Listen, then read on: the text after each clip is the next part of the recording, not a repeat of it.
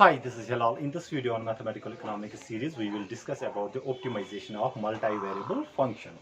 If we are given a multivariable function z is equal to f of xy, for this function, this multivariable function to be at optimum, three conditions must be satisfied. That is, for this function to be at relative maximum or relative minimum, three conditions must be satisfied. The first condition is that the first order partial derivatives of the given multivariable should be equal to 0 simultaneously. That is, if this is the given multivariable function and if we take the first partial derivatives, that is f(x) should be equal to 0 and fy must be equal to 0. So this is the first condition for a multivariable function to be at optimum. That is, the first order partial derivatives must be equal to 0 simultaneously. Now when we will solve these two equations, we will get a critical point. Let us say a, b. When solving these two equations, we get a point that is called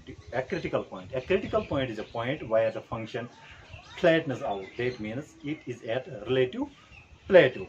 The point where the function is neither increasing nor decreasing, that point is called the critical point. It can be like this. If this is a function, this point is called the critical point, because this is a point where the function is neither increases nor decreases. So the function is at relative plateau at this point.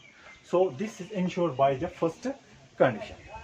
Now the second condition is that the second condition for a multivariable function to be at optimum is, second condition is like this: the second order partial derivatives, second order direct partials of the given multivariable function should be less than 0 in case of maximum. That is, if this is the multivariable function, it is second order direct partials are, that is f x x and f y y.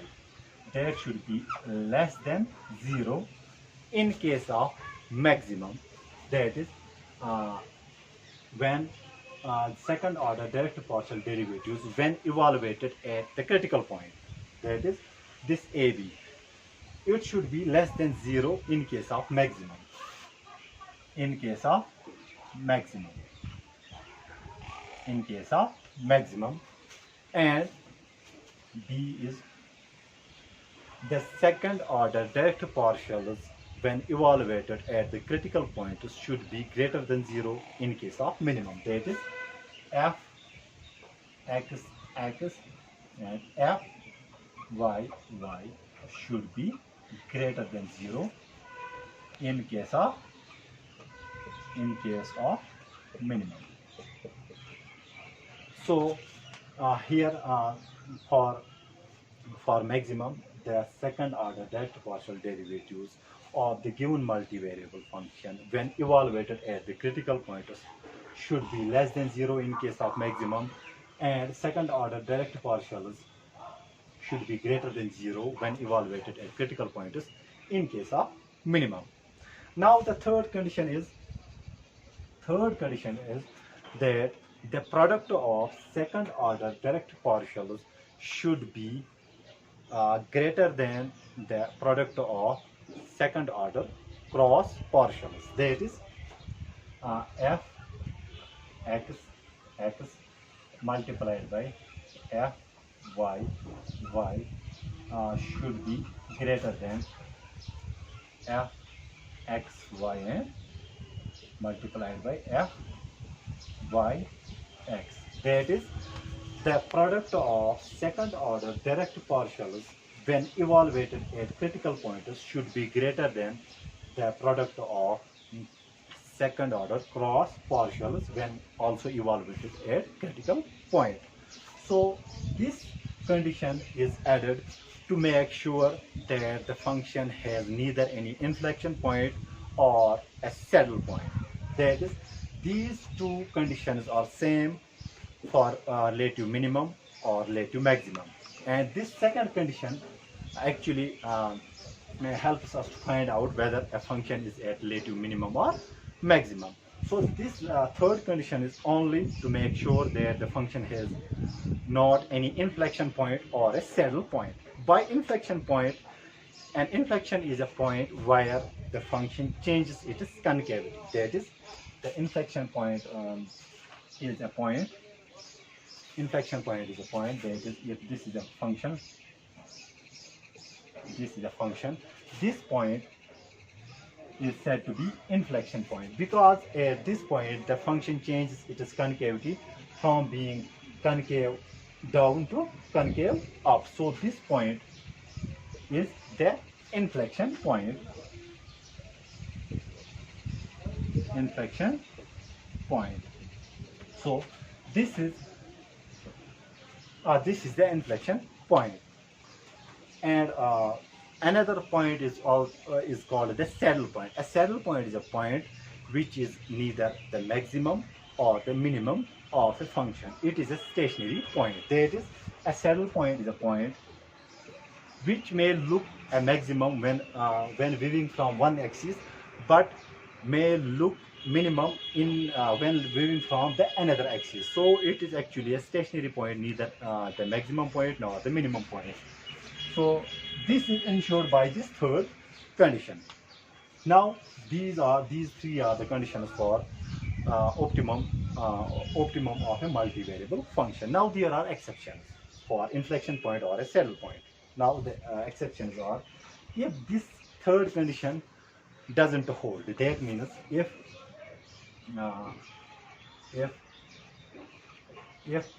f x x, so here I will add up something like this. I will add up here. This can be written also here. F x x times f y y is greater than f x y whole square, because f x y is equal to f y x by the Young's theorem. F x y is equal to f y x. What does this mean? I will explain here a little bit. If we are given a function like this, f x y is equal to x square y. Now if we take its first derivative, that is with respect to x, that is f x, that will become 2xy. Now differentiating this with respect to y, this taking second derivative with respect to y, xy, f xy. Now we have to differentiate this with respect to y, so this will become 2x. Similarly, fy means differentiating this equation with respect to y, so this will become x square. Now differentiating this with respect to x, so this is fy x is equal to, that means 2x. Here we can see that fxy is equal to fy x, so we can write in place of x, y x, xy. So this is fxy square. So this is by Young's theorem, which I have explained by an example here. So I'll just rub this out here.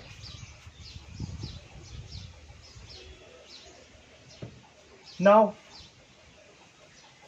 we will discuss about the exceptions, that is the inflection point or a saddle point.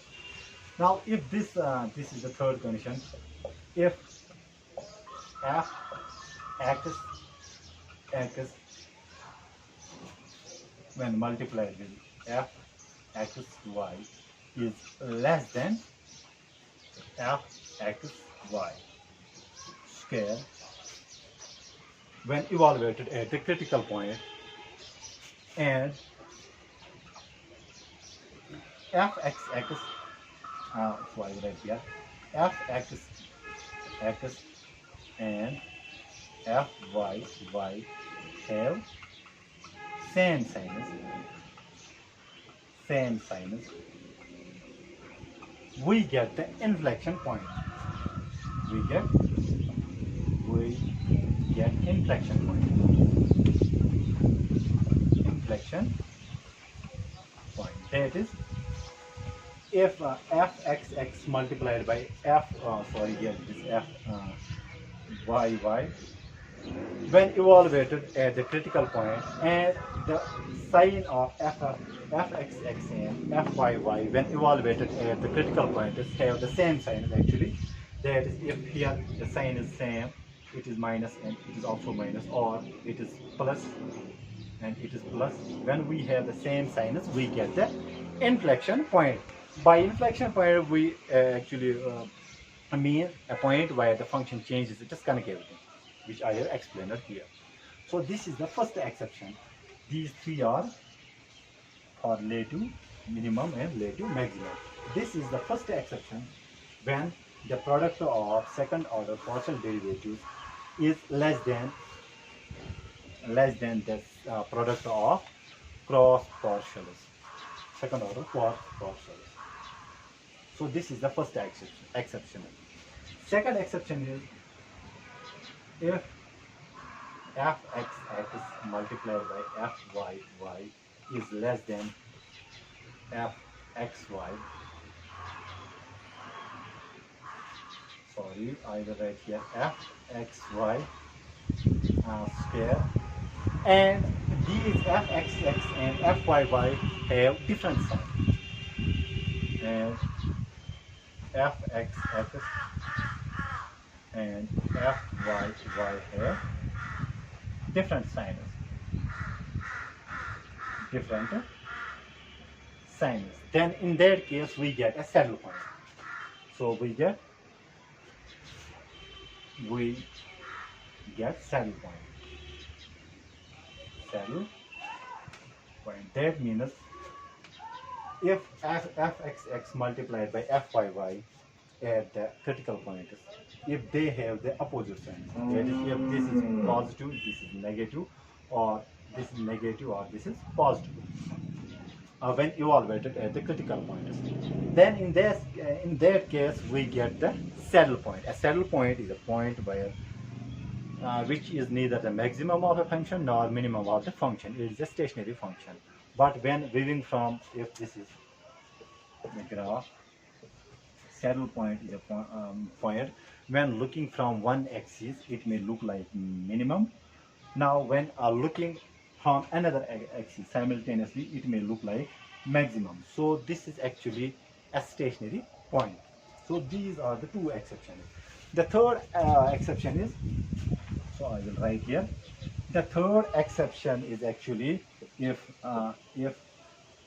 fxx multiplied by fyy is equal to fxy square. So in this case, the test is inconclusive. So the test fails in that case. So these were the conditions for a function for a multivariable function to be at optimum. So I will rub and summarize what we have explained in this lecture. So let's give me some time here. So these are all used for the economics. In economics, this relative minimum or relative maximum have very important applications. So summarizing this, if this is a multivariable function, for this multivariable function to be at optimum, three conditions must be satisfied. The first condition and the third conditions are same. That is, the first partials should be equal to 0 simultaneously.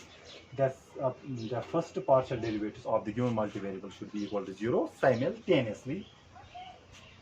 The second condition is actually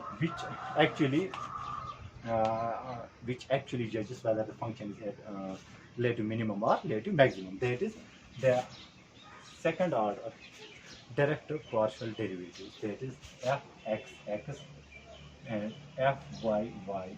If they are less than 0, these should be less than 0 when evaluated at the critical points. The critical points are found by solving the first condition. So this must be less than 0 in case of maximum or maximum, and fxx fyy should be greater than 0 in case of minimum. And the third condition, when evaluated obviously at the critical point, the third condition is the product of second order partial derivative, that is y should be greater than fxy square. That is, the product of second order direct partial should be greater than the product of cross partials. Now, one important point I obviously miss is that if a function is strictly concave, if the function is strictly concave, so I will write if function is strictly concave, we have an absolute maximum or global maximum. We have absolute maximum or global maximum. That means at that point we have only one relative maximum, that is the absolute maximum or global maximum. Now, if it is strictly convex, we have absolute minimum or global minimum. What does this mean? This is if this is the graph, if this is the function, this function is only one maximum, that is the global maximum at this time. If the function is strictly concave, or I can show in three-dimensional figure like this. For a function to be having only one maximum, if this is the graph, this function here has only one maximum, that's called the global maximum. So we say this function is strictly concave. Now, if we have another function like this, so this function has only one minimum, that is the global minimum. So when the function is strictly concave, we have absolute global minimum, or when it is strictly convex, we have absolute minimum or global minimum. And now, if a function is convex in an interval, if a function is convex in an interval, convex in an interval or concave in an interval, at that point we have the relative minima or relative maxima. When we have a function which is convex in an interval, that is, if this is a function like this, if in this interval the function has function is here it is concave, so at that point we have the relative maxima, and in this interval we have the relative minima. So relative minima and relative maxima is actually in an interval, and this strictly concave is actually for whole interval, where we don't have these endpoints. So this was all about the optimization of multivariable functions.